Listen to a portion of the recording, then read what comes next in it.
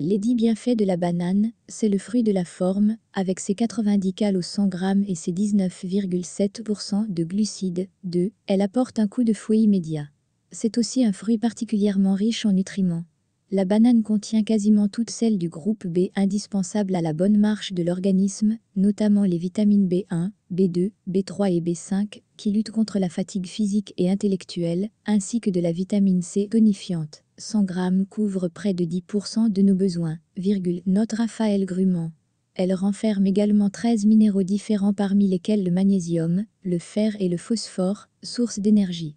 Elle régule le transit. La banane permet tout autant de lutter contre la constipation que contre la diarrhée.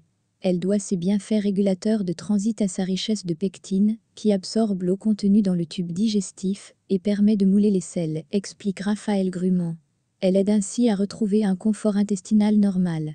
Elle donne le sourire. Ce fruit contient de la dopamine, un neurotransmetteur aux effets euphorisants, ainsi que du tryptophane, une protéine précurseur de sérotonine, bien connue pour aider à chasser les idées noires.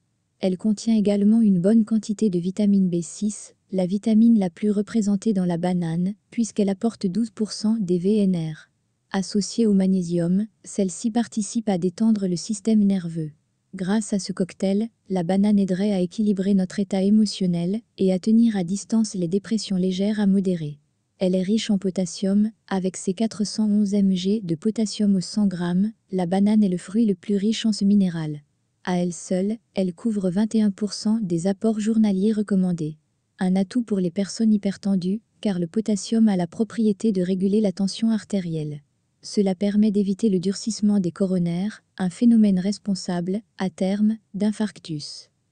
Elle est alliée des sportifs grâce à sa bonne teneur en glucides. La banane apporte de l'énergie rapide et longue durée. Elle contient également du magnésium et du potassium efficaces pour réduire les crampes, limiter la fatigue et favoriser la récupération musculaire post-effort. Avant comme après un entraînement, elle est le fruit idéal pour les sportifs, précise le diététicien. Elle prévient les ulcères. Elle cache dans sa chair des propriétés anti-acides pouvant prévenir jusqu'à 75% de ces trous dans l'estomac, explique Raphaël Grument. Elle stimulerait la prolifération de cellules stomacales, protégeant la muqueuse des effets des sécrétions acides.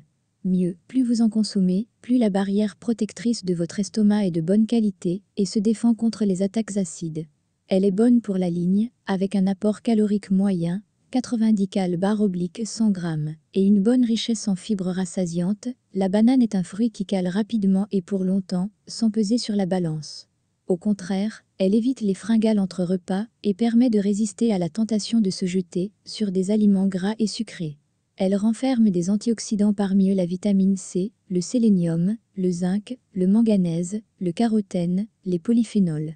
Grâce à cette teneur, elle s'oppose à l'action des radicaux libres et participe ainsi à prévenir le développement de maladies comme des troubles cardiovasculaires, le développement de certains cancers et l'apparition de maladies neurodégénératives comme Alzheimer et Parkinson. Elle est une bonne source de vitamine B9, l'acide folique est la deuxième vitamine, la plus représentée dans la banane. 100 g de banane couvrent près de 8% des VNR.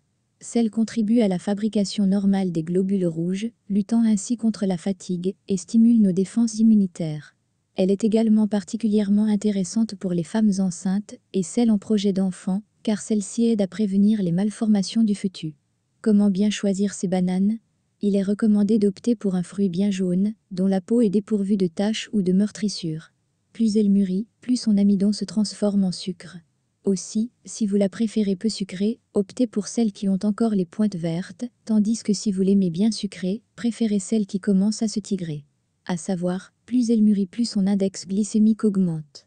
Passant de 45 quand elle est un peu verte à 60 quand elle est bien mûre. Abonnez-vous et activez la cloche de notification pour ne rien rater.